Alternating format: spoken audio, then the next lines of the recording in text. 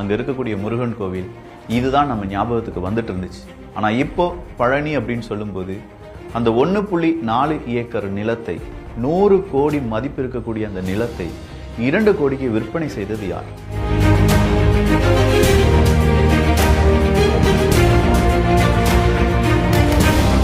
அதை வாங்கினவங்க யார்? அதை யார் ரெஜிஸ்டர் பண்ணி கொடுத்தாங்க? அதுக்கு பின்னாடி இருக்கக்கூடிய அழுத்தம் என்ன? இதை தானே நம்ம கேள்விப்பட்டு இருக்கோம், கேட்டுட்டு இருக்கோம். நிறைய பேருக்கு அதுக்கான பதில் கிடைக்காம தவிச்சிட்டு இருக்கோம். பழனி அப்படின்னு சொல்லும்போது பொதினி, ஆவிநாடு, வையாவிநாடு, ஆவினன்குடி இப்படின்னு சொல்லி பல பெயர்கள்ல அழைக்கப்பட்டதும், பொன்னுடை நெடுநகர் பொதினி அப்படின்னு சொல்லி அகநானூற்றில் குறிப்பிடப்பட்டிருப்பதும், கடை 7 வள்ளல்களில் ஒருவரான பேகன் இந்த பகுதியை சார்ந்தவர் தான் அப்படின்னு சொல்லி அரசு மரபாக இருக்கக்கூடிய செய்திகளும், பழனிக்கு மிகப்பெரிய ஒரு பொக்கிஷங்களாக பார்க்கப்பட்ட இந்த வரலாற்றில், பழனியினுடைய வரலாற்றில் இப்படி ஒரு கருப்பு பக்கமா?